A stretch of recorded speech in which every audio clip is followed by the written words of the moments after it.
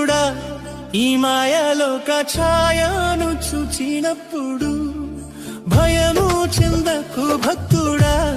ఈ మాయలోక ఛాయను చూచినప్పుడు భయము చెంద